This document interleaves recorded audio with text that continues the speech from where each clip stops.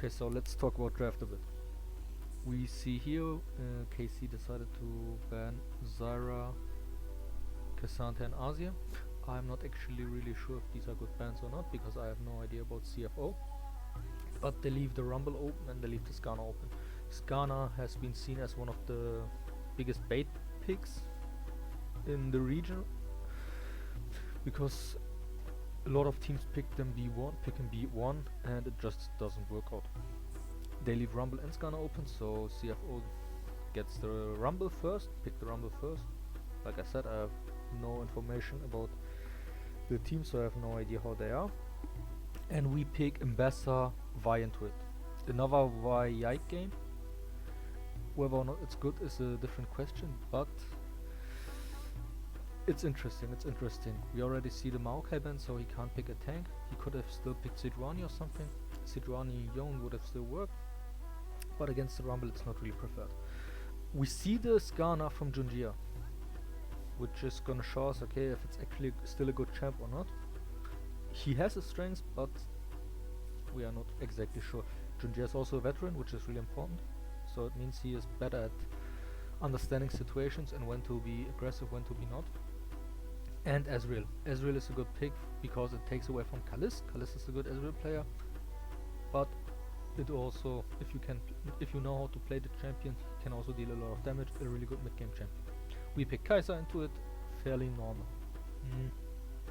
After that, CFO decides to ban Ahri Talia, obviously against Vladimir because mid laners are still open.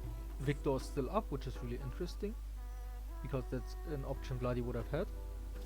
And we decide to ban Yone Poppy. Support matchup, nothing special. We see now that Vladi decided to, or that KC decided to give Vladi Aurora and not the Victor. Obviously they picked the Victor now. I'm not sure, I thought CFO decided that KC would have picked the Victor and they could get the Aurora. That would have been also better for them because the Skarner Rumble work really well with Aurora, just because they're kind of gate kept in the area. Victor is also still fine. Last pick, we have Leona against Rakan, so we pick the Rakan into it, Tagama's comfort champ. That is in general it. What can we say about the draft? Well, top lane matchup, it should be, I like Rumble a lot more, because I think the champ is just good. It has nearly no weaknesses, it's really good early game, mid game and late game. There's a bit of a weakness mid game, but there should never be a time where Ambassador can outscale him, unless she has like 10 million MR. Which this could actually be a good game to rush MR in, because you have 1, 2, 3 and 3.5 champions that actually do a lot of magic damage, as well as around 50% magic damage. So Ambassador should run Mercs first. And the most important thing is the Vi Yike. Is he able to pick the engages and choose when to engage at the correct times, or is he going to make the same mistakes he did yesterday against Team Liquid, where he just doesn't respect the opponents, isn't able to really process where the enemies are on the map, and if he can make the correct call. Because when it comes to a late game scaling situation, both teams are relatively fine. I still like the CFO teams more because they're just outranging the enemies. Aurora, Ambassador and Kai'Sa are relatively short range, so they are not really able to get to these two, and if they do get to the range, this guy is waiting for them, so yeah. In general, but there's a lot of MR value obviously for them. That concludes the draft. Okay, so let's look at one of the key turning points in the first game. So what can we see? We see that we are generally down in 1k gold, which is not much, but it's a bit. And this 1k gold is around 500 gold mid lane. But item wise we are still relatively good. I mean, if you look at it, we have already our completed item on Vladi, but Victor doesn't have an item. We also see this Ezreal has his Trinity. I know it's hard to see, it's at the bottom, but our Kaiser also has a Kraken, and generally we also have an item advantage on top lane because we are 100 or 200 gold up. You see here there's still no Liandris. If we try to play the clip now, we can see that Casey decides to, well, trap mid lane, but not really. It's not really a trap. They try to force a play. Forcing the play in general isn't that bad of an idea. The problem is how much they use. If you look at what they have actually, they have everything up right now. They have all ults, all spells, everything. After they are done with this play on Victor, which by the way, this Victor is still doesn't have one item. After they are done with this, they have wasted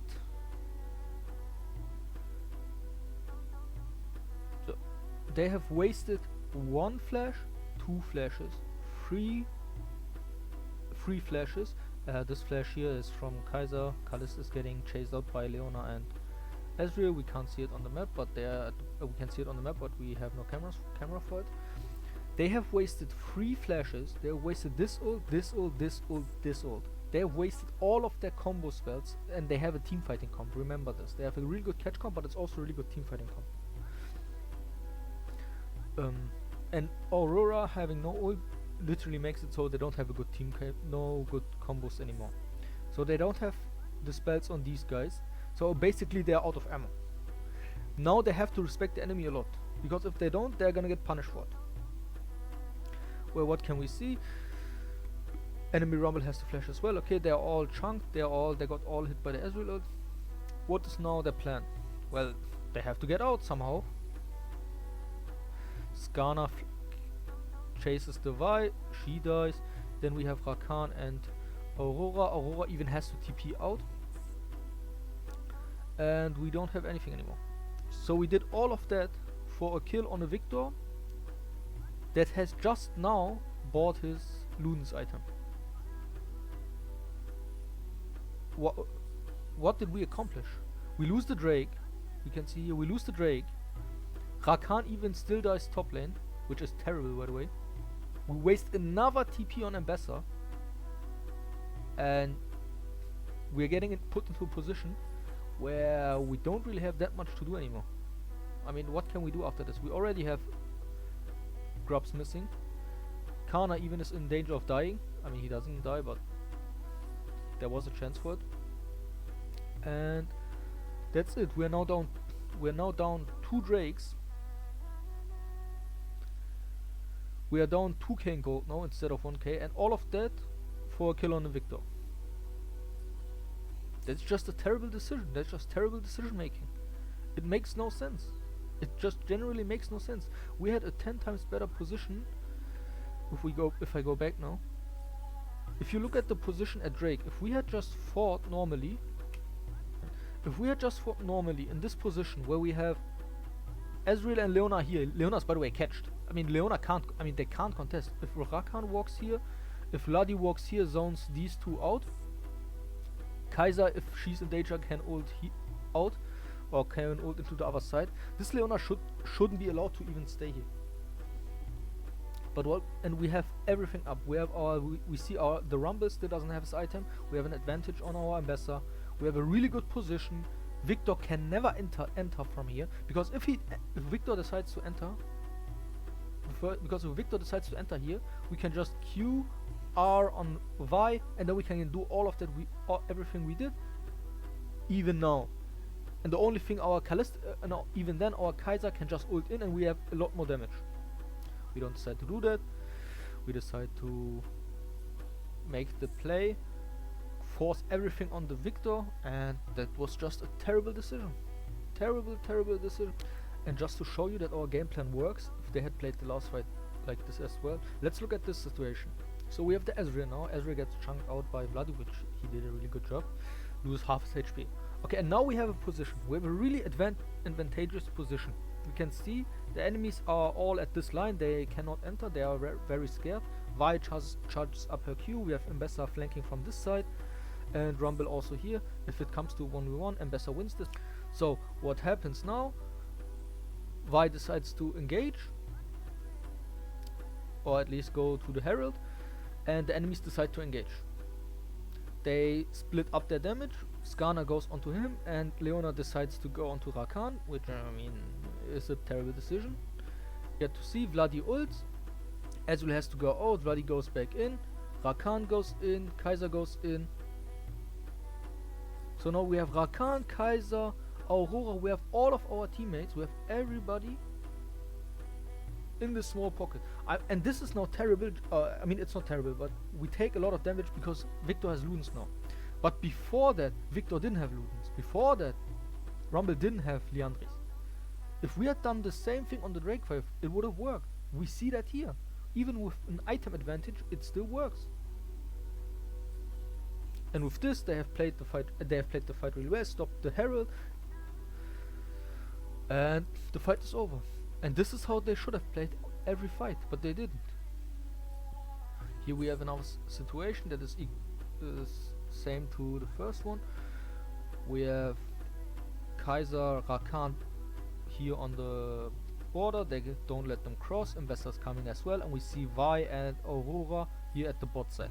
So what we can see is that KC decides to stop everybody from entering into Drake. They are not allowing them to enter from here or from here, but from bot side. So they only have like one way to go, either this way as 5 men, or they're gonna get catched. What happens? We're gonna see that Leona decides to be hero, or at least doesn't respect the enemies because she thinks Aurora and Vi are topside. She goes in, gets catched by Ambassador, and they get 1 kill. Rumble is also wasting TP, which is really important, and they have a decision to make now. As we can see, Vladi is already trying to engage again because he still has ult, which is a fine decision. Vi also has ult, so it's also good engage, and they both go on 1 target. What's important here is not that they exactly get the target, but that they get everything out, so the enemy has no option to play the Drake anymore, so they could get a free Drake. So what happens now? Let's see. They do the Rumble, they ulted the Rumble, yes, got his flash. Rakan decides to go on the Ezreal and the Victor. They lose everything as well, and then Yike decided to overextend, overcommit. He has flash up, and he decided to flash Q on Doggo, just to get the kill. Even if he gets the kill, this is another situation which I don't understand. Even if he gets the kill, getting the Drake would be nearly impossible because Skarner is still alive. This Skarner isn't dying, by the way. He isn't dying. Even if he got the kill on the Ezreal, he would never be able to leave. But he decided to overplay it, he decided to overextend it, he decided to overengage it, and they managed to lose the Drake because of it. This Targama's engage was also not really needed. They thought they have the damage, but they don't. They instead only lost all of their sums. Now they have nothing up again. They wasted all of their resources. What the enemy can do now is, because Victor has been untouched for the entire fight, they can just go and do Drake for free. And I want to say, we are losing another Drake. Another Drake means that their enemies are up 3 Drakes now and I can play for Soul. Inferno Soul is very dangerous because it does a lot of damage. We are already in danger of getting outranged. And the fact that Ezreal and Victor are gonna get Inferno Soul is really bad. At this point, the game is already nearly over. There's still Baron up, yes, but CFO has a really good position on Drake. We see here they are all in 1 position. Victor is bot side, so one of the ways you could play this is try to catch the Victor. But what happens instead is that Skarner is doing another really good play. Jundia played a really good series. He's going over the 2 walls. Vladi gets catch, gets ulted, and he's dead. Same goes for Kana. They are both dead. They get Soul. And Baron is still up, they got Baron as well, and the game is nearly over. Unless CFO does a massive mistake now, it's impossible to play against this. They have Rumble, they have Skarner, they have Ezreal and Victor, and Inferno Soul against these guys. It's just not fun. It's just not fun to play. Okay, so let's talk about the draft in game 2. We see a Zyra, Lilia, K'Sante ban. Let's ignore the K'Sante for now. Zyra and Lilia means that you want to pick one of two champs. You want to pick Sejuani or you want to pick Maokai. Maokai got banned from the enemies, so that means only Sejuani is the only meta jungler that is left that you could actually play that is like good in this game. So the obvious choice would be Sejuani B1, Yone B3, Yone B2, and then maybe something like Jace or whatever you want on the third pick. What KC does is it was a completely terrible decision. They picked Varus first. Why is it a terrible decision? Because they have just given CFO Junjia Sejuani. The reason this is bad is because you have outbanned yourself. You can't play Zyra into it, which is one of the only meta choices available. You can't play Lilia into it, which is a comfort of Yike, because, well, you banned it yourself. So one of the only few options that are left is Brand. Brand is in general a good champ, but Yike hasn't shown a good Brand performance in the last 2 years. Even last year, where he was actually comfortable on these champs and knew how to play them, wasn't able to do it. So what instead we see is, obviously we see Varus B1, like I said. Then we see Misfortune Sejuani. Sejuani is the easy pick. Misfortune, you do it for the lane pressure. And after that you pick the Yone for Vladi. Vladi, it's his comfort pick. Jace as well, comfort pick. So you have now 3 comfort picks on your champions, but you have a really big hole you have to fill on in jungle. And which champs does Yike play now? Do you pick something like Wukong? I mean, you need either frontline or you need damage, because, well, what do you do against these 2 champions? Sion is still up. As Sion is still up, it gets picked. So you have 2 mega tanks now. So you have 2 mega tanks that somehow need to be shredded. And Varus does a good job. Yone does a good job. But that's only if they get into the game well. Jungle matchup looks really hard right now. Instead, they decide to go for the Brand. Like I said, it's a I like the Brand pick in general, because you have a good front line with these champions. You have a general, I mean, not a good front line, but you have like a solid front line that does their job, and your only job as Brand is to shred the enemies. And I like that. I think the champ is really good, but not on Yike. Yike hasn't shown a good Brand performance in the last 2 years, so it was a terrible decision. Then we get the, I mean, obviously they picked Talia first. They already saw our Yone. We picked Nautilus into that. They picked Rel. Support matchup is standard. I mean, there's nothing special to say about here. We get Varus Nautilus, which is a really strong lane, but they get Rel MF, which is also a strong lane. MF Rel should win this normally, but Varus is obviously the better late game champion. Unless you get Wombo comboed, there shouldn't be that many problems. There's also a decision you could make is go for Lethality Varus, which I think would be the better choice. I mean, I'm not sure if it's actually the better choice, but I like it more, because with that you would actually be able to poke out the Talia and the MF. And for the tanks you already have your Yone and your Brand, which should do the job. But yeah, that's, I think it's more comfort. I'm not exactly not really sure which one would be a better pick.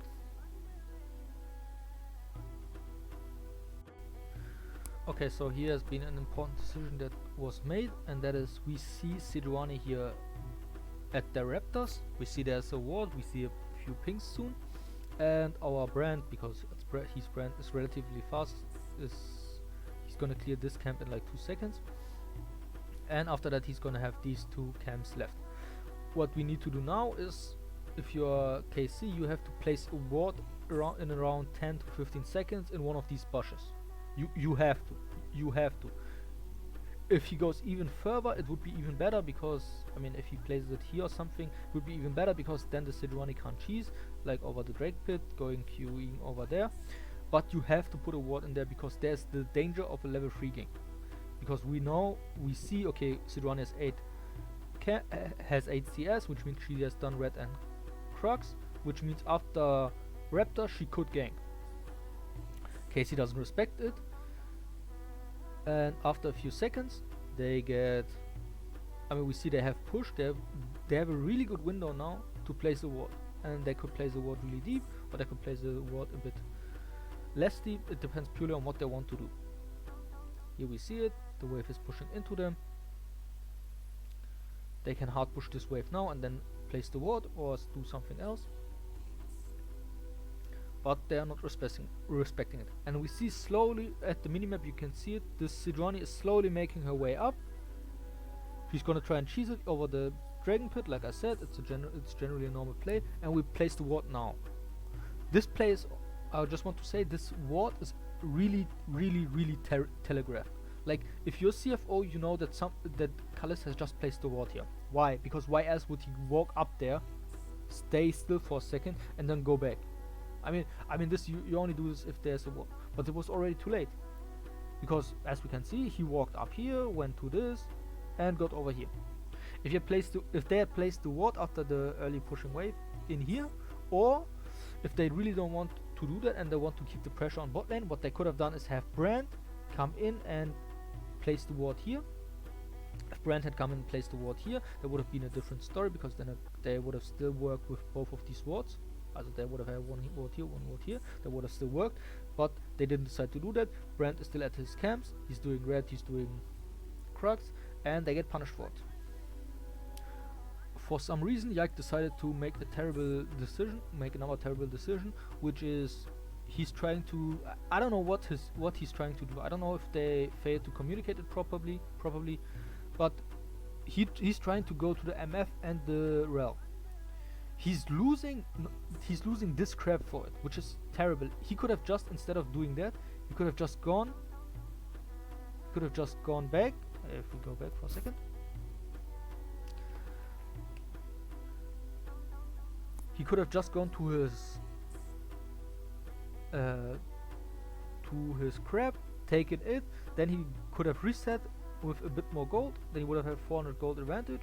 Gone here, take another crab, because the Sejuani couldn't fight him at all, because if you see here, she still has all of her camps up, and he would have been fine. He would have been very good in the game. Yes, his bot lane would have died, but it's still fine, because overall the damage would be reduced.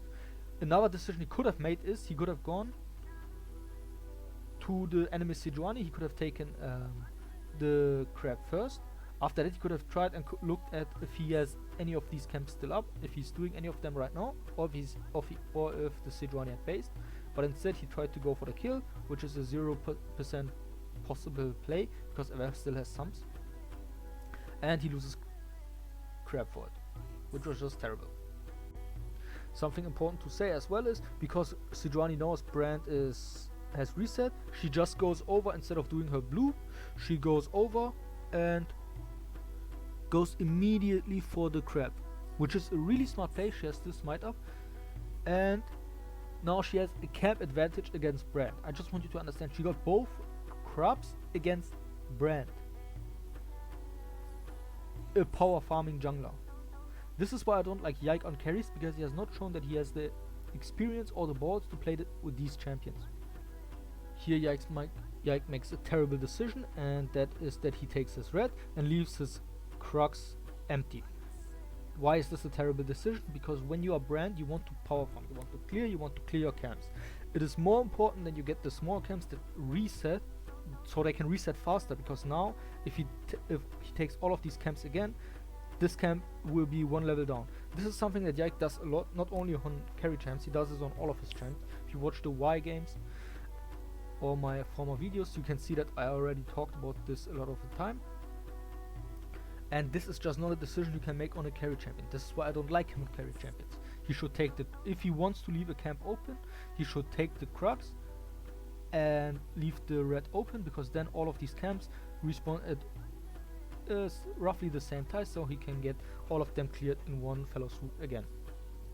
And just to show you again my point, we can see here now that Yike goes the exact same way and decides to do the Crux now, which is, why do you do that? If you're already coming the same way again, you could have just left the red buff, could have done the red buff first, could have done the red buff later, then you would have kept the buff later as well. So we can see now that they're trying to do the Drake. We see they have a really good position up here with Nautilus taking the brush. Bloody is here, he has to go in with his team, but we see Sejuani and Talia are topside. We also know that Sign is resetting, Kana is probably calling that, or at least I hope so, and the ADC is here. So we see the enemies are really split, which isn't that big of a problem for them because they have two tanks. So they have the Sejuani can semi-walk into us, but we have a Brand. So wherever the enemy is deciding to choke us, or whenever they try to clump up, we can just use Brand, we can use our Varus E, we can use our Yone, and otherwise we don't need to use our major spells. How does the fight play out? Well, we see that they are trying to get the Drake first, which is a good decision, but then Targamas makes a mistake. What does he do? He goes into them. This would be a good play if and only if they didn't decide to fight here. If they didn't go into the Sejuani, and I don't get why they have decided to go into the Sejuani. They should never split up in this situation. They can either go in onto the Rel. I think the Rel should be the main target here. Just E her or Varus ult her and see if it lands. If it doesn't, just walk out this way. And if it does land, you can just kill her, and then this MF is semi-stuck because you still have Nautilus, you still have your big CC spells, so she can't even ult that well, and the fight should be over with at least 1 kill or 2 kills depending on who happens. If you lose 1, that's also fine because you got the Drake, but you shouldn't lose anybody. What happens is Rel jumps out. For some reason they don't focus the Rel. I don't know why he doesn't hook the Rel. Meanwhile, they try to go on the Sejuani as well, so they have split each other. They have split each other. They have wasted their Varus ult. Their Nautilus hook went on MF. Varus ult went on Rel, and this also hit, by the way. So if we had hooked the Rel instead, she would have been here, and we could have just used QEW from Brand, and it would have been a kill. And also Yone Q, it would have been a free kill. Then we could have ulted the MF after that, just so she can't ult. Meanwhile, we have a Sign TP, and if we go on and look at the fight, what happens now? We see they waste everything. Yike and Bloody waste everything on the Sejuani, which means half the damage went just nowhere. We also see Targamas ulting the MF right now for no reason. There's no follow-up. This is an ADC pick Varus. This is an attack speed Varus. He can't just one-shot the MF from this position. Rel is still completely free on the top side, and we see the TP here. Kalist made the right decision. He decided to not go in, because if he goes in, he's dying immediately to the Cyan and MF.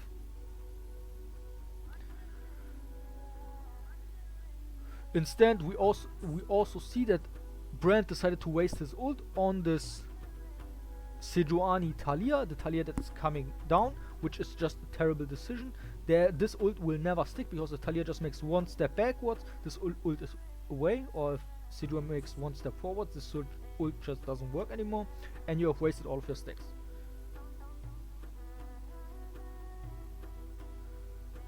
Bloody also decides to go in, try to fight the Talia, which obviously they don't even have one item. I just want you to understand how little damage they have. They don't even have one item.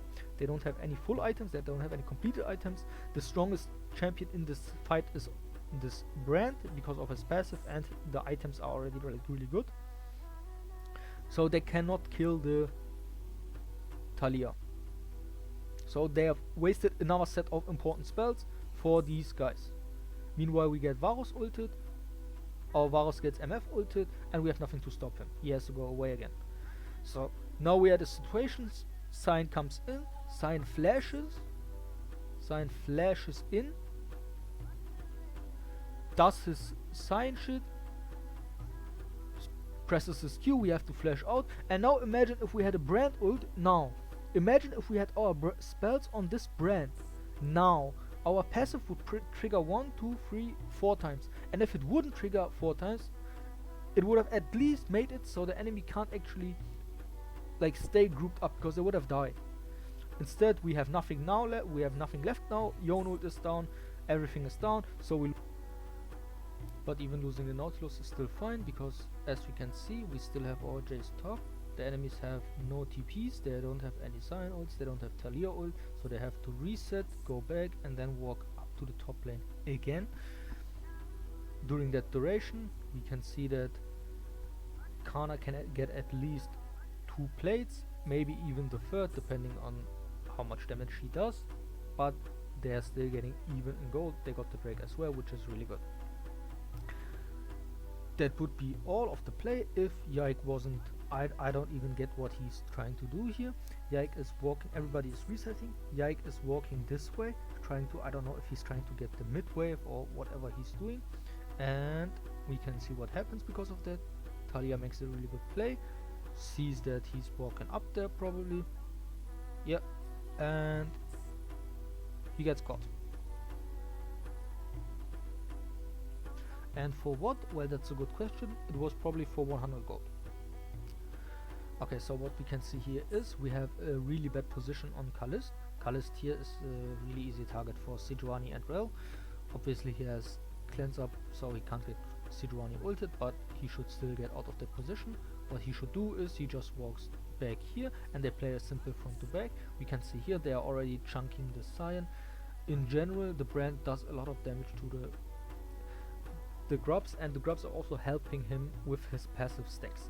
If the enemy decides to come in, so if the Sejuani decide to go in, Sejuani Rel decide to go in, they can just let the Nautilus stay on this line, use EWQ on this brand, press ult, and they should lose most of their HP. A big problem we have though is Sejuani already has her item, Misfortune has her item, and only our Jace has her item. But our brand is still missing his Liandry's, which is bad, which is really bad. If he had Liandry's, so if he had decided to reset, go back, take his camp, reset, he would have had this item. He would have had his items, and he would have been able to fight for the grubs. But we have to deal with what we have now. Let's see what happens.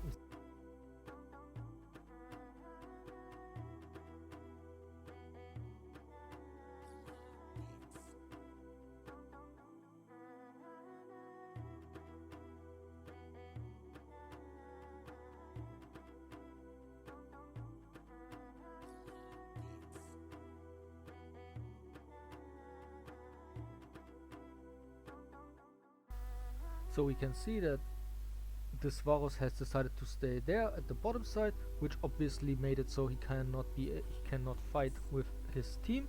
He obviously tried to poke them out a bit, but when it comes to the real fight, here we see the engage from them. Remember, this is a normal ADC Varus, this isn't a poke Varus. If it was poke Varus, that would be fine, but he fires his arrow. Obviously he doesn't do that much damage. So what happens now? They get comboed by the Cyan. Cyan does a lot of damage. Sejuani is here, hits her spells. Meanwhile, this Varus is completely out of the fight because he cannot fight the Talia and the MF at the same time. And what Yon is doing, Yon is completely out of it. He hasn't even decided to join the fight. What he should have done is come from this side, because then he could have flanked from the bottom here the Talia and the MF. They decided to do neither of these things. They decided to fight it instead in a normal way. Kalist did a terrible job at positioning, should have come over, and they now lose all of their team members. Only Cyan dies, which is, I mean, it doesn't matter actually, and they get the Nautilus, and I think they got this Jace as well. No, they didn't get the Jace.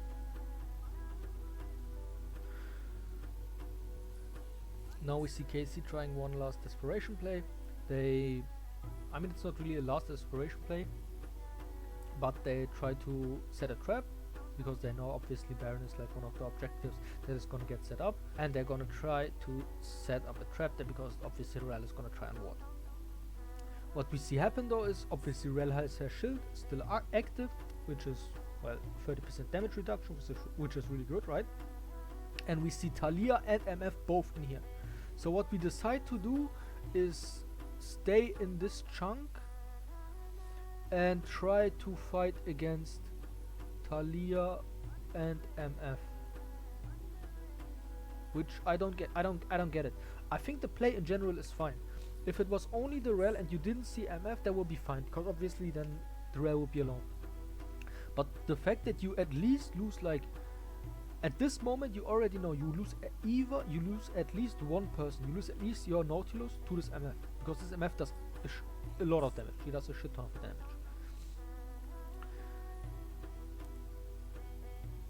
And what happens here now? Okay, they get comboed. Yike doesn't have flash, so Yike dies. And obviously the Nautilus dies as well, because they are all together. Then you have Vladi's TP, which, I mean, what can you do now? I mean, he shouldn't have eaten, but it's a desperation play from a rookie, so it's fine. I mean, it's not fine, but I understand it. And now they are losing Atakan to it, which is another slowly but surely they are getting bleed out. I mean, they are losing side lanes, they are losing the objectives. Yes, they are up 2 drakes, so KC is still up 2 drakes, so they have, technically speaking, a win condition, but getting to it is nearly impossible. They now get the buff that is around 3k in gold value, or I think it was 5k, but I'm not sure. You can see that they have the drake, but now they have this, and they are losing another. So they are down in they are down in gold, they are down in objectives, they have 5 grubs and 2 drakes, which are their only win cons, but they have like no pressure on side lanes, nothing they can do anymore.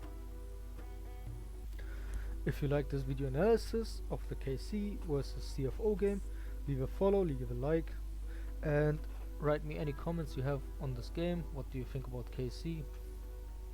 And I hope you guys enjoyed it.